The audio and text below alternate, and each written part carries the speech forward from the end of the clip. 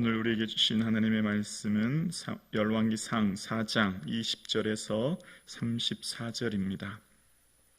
구약성경 517면입니다. 하나님의 말씀입니다. 함께 고백드리겠습니다. 유다와 이스라엘의 인구가 바닷가의 모래같이 많게 되매 먹고 마시며 즐거워하였으며 솔로몬이 그 강에서부터 블레셋 사람의 땅에 이르기까지와 애굽 지경에 미치기까지의 모든 나라를 다스림으로 솔로몬이 사는 동안에 그 나라들이 조공을 바쳐 섬겼더라. 솔로몬의 하루의 음식물은 가는 밀가루와 30고루와 굵은 밀가루가 60고루요 살찐 소가 10마리요 초장의 소가 20마리요 양이 100마리이며 그 외 수사슴과 노루와 암사슴과 살찐 새들이었더라. 솔로몬이 그 강 건너편을 딥사에서부터 가사까지 모두 그 강 건너편의 왕을 모두 다스림으로 그가 사방에 둘린 민족과 평화를 누렸으니 솔로몬이 사는 동안에 유다와 이스라엘이 단에서부터 부엘세바에 이르기까지 각기 포도나무 아래와 무화과 나무 아래에서 평안히 살았더라. 솔로몬이 병거의 말 외양간이 4만이요 마병이 12,000명이며 그 지방 관장들은 각각 자기가 맡은 달에 솔로몬 왕과 왕의 상에 참여하는 모든 자를 위하여 먹을 것을 공급하여 부족함이 없게 하였으며 또 그들이 각기 직무를 따라 말과 준마에게 먹일 보리와 꼴을 그 말들이 있는 곳으로 가져왔더라. 하나님이 솔로몬에게 지혜와 총명을 심히 많이 주시고 또 넓은 마음을 주시되 바닷가에 모래 같게 하시니 솔로몬의 지혜가 동쪽 모든 사람의 지혜와 애굽의 모든 지혜보다 뛰어난지라. 그는 모든 사람보다 지혜로워서 예스라 사람 에단과 마홀의 아들 헤만과 갈골과 다르다보다 나음으로 그의 이름이 사방 모든 나라에 들렸더라. 그가 잠언 3천을 가지고 말하였고 그의 노래는 1005편이었으며 그가 또 초목에 대하여 말하되 레바논의 백향목으로부터 담에 나는 우슬초까지 하고 그가 또 짐승과 새와 기어다니는 것과 물고기에 대하여 말하는지라. 사람들이 솔로몬의 지혜를 들으러 왔으니 이는 그의 지혜와 소문을 들은 천하 모든 왕들이 보낸 자들이더라. 아멘. 하나님께서 새롭게 허락하신 이 하루, 주님의 기쁨, 평안이 충만한 이 하루 되기를 주님의 이름으로 축복합니다. 아멘. 이스라엘의 최고의 전성기를 누렸던 솔로몬의 모습, 그에 대한 내용이 오늘 본문에 나옵니다. 먼저 영토는 이스라엘의 최대의 영토를 누립니다. 그러니까 나일강에서부터 유프라테스라고 하는 엄청난 영토, 또 정치적인 안정, 국내의 이 경제적인 풍요로 인한 단에서 부엘세바까지의 평안, 국제관계로부터 이 외교적인 평안, 또 막강한 군사력, 그뿐만 아니라 솔로몬이 가지고 있는 지혜가 세상 어떤 사람보다 뛰어난 최고의 지혜를 가졌다라고 하는 것을 오늘 본문에 소개하고 있습니다. 자, 오늘 본문에서 수많은 최고의 전성기와 영화를 기록해요. 그럼 이렇게 놀라운 은혜를 받은 솔로몬의 능력인가 은혜인가, 그것을 오늘 본문은 우리에게 질문하는 겁니다. 솔로몬의 노력과 애씀, 그 능력으로 얻고 누리는 것인가, 아니면 하나님의 은혜인가를 오늘 본문은 우리에게 말하고 있는 겁니다. 그러니까 오늘 본문에 시작할 때 20절에 이렇게 시작하는데요. 20절에 보면 유다와 이스라엘의 인구가 바닷가에 모래같이 많게 되매 먹고 마시며 즐거워하였으며로 시작합니다.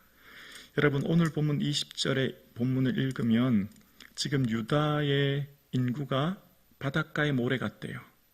잠언 14장에 보면 백성이 많은 것은 왕의 영광이라고 합니다. 엄청난 영광인 거죠. 근데 오늘 인구가 얼마나 많다고요? 바닷가의 모래같이. 많이 들어본 것 같지 않으세요? 그렇습니다. 하나님이 아브라함에게 약속하셨던 그 복, 하늘의 별과 바닷가의 모래 같게 많게 하리라 라고 하는 그 자녀에 대한 복이 창세기 22장 17절의 복이 오늘 지금 기록되어 있는 겁니다. 아브라함과의 약속이 솔로몬에게 성취되고 있는 걸 이야기하는 거예요. 아브라함에게 약속하셨던, 그 조상에게 약속하셨던 그 놀라운 은혜, 하나님께서 기억하시고 그 은혜를 이 솔로몬에게 약속해 주신 것을 볼 수 있습니다. 그뿐입니까? 21절에도 보면 이렇게 이야기하죠. 다음 21절에 솔로몬이 그 강가에서부터, 그 강이라고 하는 곳에 보면 여러분 성경에 있습니까? 관주 1번이라고 숫자가 있고 그 성경책 아래쪽 나나주에 보면 유브라데 강이라는 작은 깨알 같은 글씨가 적혀져 있지요. 그러니까 그 강이란 말은 어떤 말이냐면 유브라데 강을 말합니다. 지금 이라크 땅에 있는 유프라테스 티크리스 강을 말합니다. 가장 북단에 있는 강인 거죠. 그리고 블레셋 사람의 땅에 이르기까지와 애굽 지경에 미치기까지 모든 나라를 다스림으로 솔로몬이 사는 동안에 그 나라들이 조공을 바쳤다라고 이야기합니다. 그래 지금 이 솔로몬의 영토가 얼마나 넓으냐면 북쪽으로는 유프라테스 강, 이라크 땅에 있는 강으로부터 시작해서 요르단, 레바논, 이스라엘, 그리고 애굽 지경, 나일강에 이르기까지 엄청난 대영토를 누렸다는 거예요. 오늘 본문을 가만히 보면 또 생각나는 게 있습니다.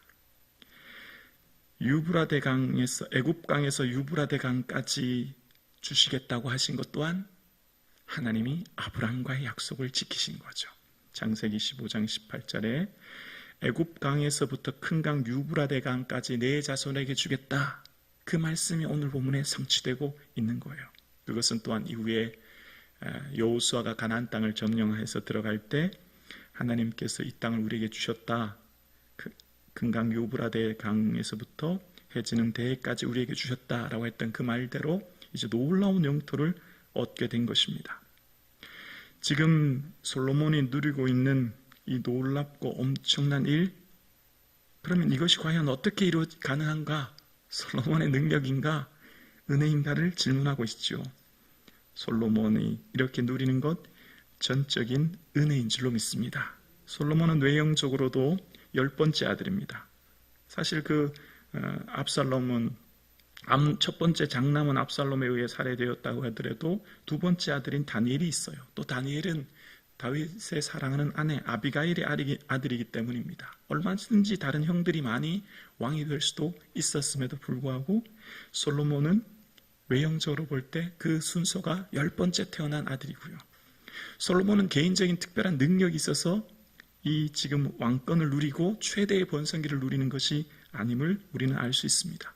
그러니까 지금 오늘 본문에 기록된 엄청난 일들이 놀라운 은혜요, 하나님께서 솔로몬에게 베풀어 주신 은혜임을 이야기하는 거죠. 자, 그러면서 27절 한번 보시면 이런 내용이 나오죠. 27절에 보면 그 지방 관장들은 각각 자기가 맡은 달에 솔로몬 왕과 왕의 상에 참여하는 모든 자를 위하여 먹을 것을 공급하여 어떻게 해요? 부족함이 없게 하였으며 라고 이야기합니다. 지금 솔로몬이 다스리고 있는 그 왕궁, 그곳에 있는 모든 사람들의 삶에 어떻게 해요? 부족함이 없게 채워진 것을 이야기하고 있습니다. 지금 솔로몬의 삶 가운데 모든 것에 부족함이 없는 놀라운 은혜를 지금 누리고 있음을 이야기하고 있죠.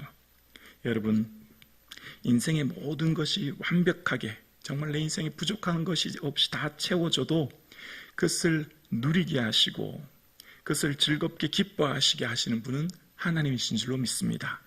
잠언 6장 1절 2절에 보면, 전도서 6장 1, 2절에 보면 이렇게 기록합니다.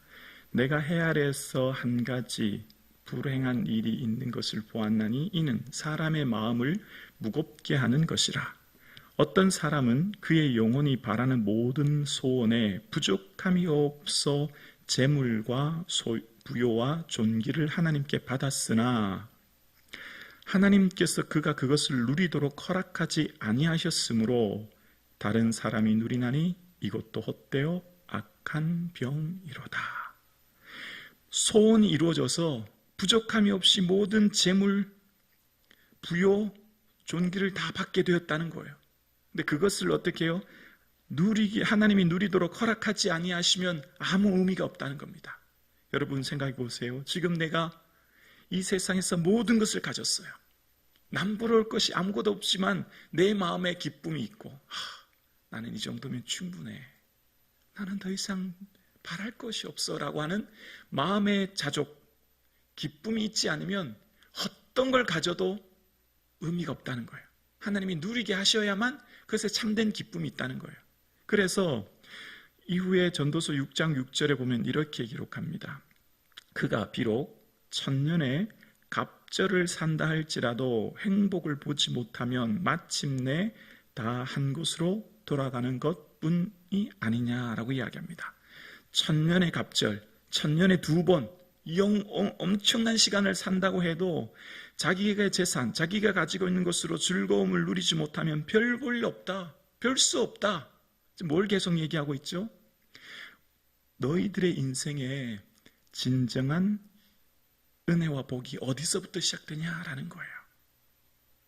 외형적으로 부족함이 없이 수많은 것을 누리고 내 생명이 천년의 갑절을 살고 수많은 오래 살아도 내 내면으로부터, 내 마음으로부터 참된 기쁨과 감사가 일어나지 않으면 아무 의미 없다. 이제 그것을 지금 얘기하고 있죠.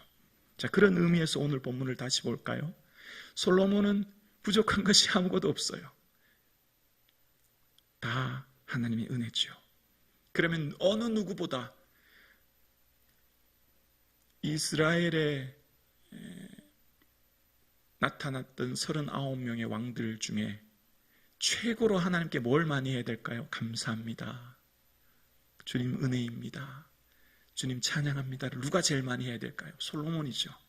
왜냐하면 최고의 본성기를 누리고 있으니까. 어느 누구보다도 가장 많은 감사, 영광, 예배 다 은혜입니다. 하나님, 저는 더 이상 부족한 게 없어요. 하나님, 나는 내 잔이 넘쳐요. 누가 얘기해야 돼요? 솔로몬이 얘기해야 돼요. 근데 그걸 누가 얘기해요? 다윗이 얘기해요. 참 아이러니하지 않아요? 다윗은요, 부족한 것이 없고 완벽해서 그렇게 얘기했을까요? 다윗의 생애 동안 아무것도 부족함이 없어서 하나님, 나는 부족함이 없어요, 내 잔이 넘쳐요 라고 얘기했을까요? 여러분, 다윗의 삶을 살펴보면 결핍투성이에요. 10대 때 막내 아들로 태어나서 사무엘이 기름 부을 때 부르지도 않았어요. 20대 때는 광야의 시간을 보내야 되었습니다. 30세 때 겨우 왕이 되지만 그것도 한 반쪽짜리 왕이에요. 유다의 왕뿐이에요. 38살 될 때쯤, 40세 때 되던 쯤에 밧세바와 또 죄악을 지어서 하나님 앞에 부끄러운 삶을 살아야 됐고, 그럼 이제 노년에는 좀 평안하려나, 부족함이 없으려나. 우리가 다윗의 삶을 보셔서 아시잖아요. 노년에는 아도니아의 반역과 수많은 어려움이 있었죠. 뿐만 아니라 다윗이 성전을 짓고 싶어서 하나님 앞에 그런 말을 해요. 내 마음이 내 하나님의 성전을 사모함으로 내가 사유한 금, 은으로 내 하나님의 성전을 위하여 드렸노니. 역대상 29장 3절에 보면요, 하나님의 성전을 사랑해서 어떻게 했냐면, 내가 사유한, 내가 개인적으로 소유한 내 개인적인 재산까지 다 어떻게 해요?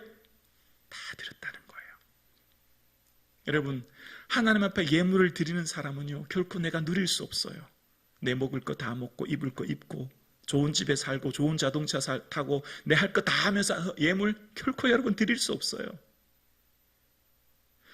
다윗의 삶 가운데 내가 소유한 개인적인 것까지 다 드렸다는 말은 다른 말로 뭐예요? 다윗은 부족한 것 투성이에요. 왕이지만 누리며 모든 것을 떵떵거리며 살지 않았다는 거예요. 다른 일반적인 왕처럼 멋진 궁 다윗도 지을 수 있어요. 솔로몬처럼 몇 년에 걸쳐서 멋진 궁 지을 수 있고 할 수 있지요. 하지 않았어요. 다윗의 인생은요, 이처럼 결핍투성이었어요. 근데 왜 다윗은 하나님 앞에 부족함이 없다고 했을까요? 다윗의 삶은요, 나는 가난하여 천한 사람이라. 이것이 다윗의 고백입니다. 다윗을 미갈로 통해 사위 삼으려고 할 때 다윗의 고백이에요. 다윗이 늘 다윗의 삶은 나는 가난한 사람입니다. 나는 천한 사람입니다. 사울 왕이 다윗을 쫓아올 때 다윗이 늘 무슨 고백하죠? 나는 죽은 개 같은 자입니다. 벼룩 같은 나를 쫓아 왕이 이곳까지 오셨습니까? 나는 죽은 개, 아무 쓸모없는, 여러분, 애완용 개야 예쁘지만 썩은 시체와 같은 개가 무슨 의미가 있겠습니까? 나는 아무 필요 없는 존재. 벼룩 어떤 말입니까? 진짜 미물 아닙니까? 보이지도 않는, 아무도 정말 신경 쓰지 않은 다윗의 인생의 정체성이 여기 있어요. 나는 벼룩 같은 존재, 나는 죽은 개 같은 존재, 나는 가난한 사람, 나는 천한 사람. 이것이 다윗의 정체성의 고백이에요. 여러분, 배고픈 사람은 맛없는 음식이 없어요. 나는 가난한 사람은 모든 것이 감사해요. 조금만 가져도 감사해요. 나는 벼룩 같은 자이기 때문에 오늘 살아가는 삶이 감사해요. 숨 쉬는 것도 감사해요. 다윗의 삶에 감사하지 않은 게 없어요. 왜요? 나는 이런 자이기 때문입니다. 여러분, 신앙의 첫 출발이 자기 정체성으로부터 시작합니다. 아무리 많은 것을 가졌다고 해도 행복한 게 아니에요, 여러분.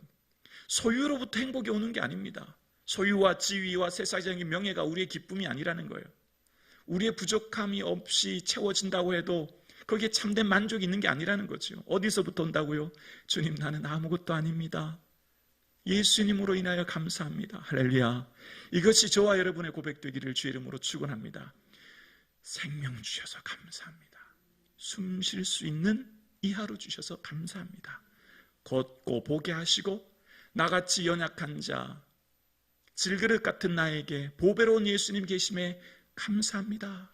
이것이 우리의 감사가 되기를 주의 이름으로 축원합니다. 그럴 때 감사하지 않은 게 없고 기쁘지 않은 게 없는 이 하루 될 수 있기를 주님의 이름으로 축원합니다.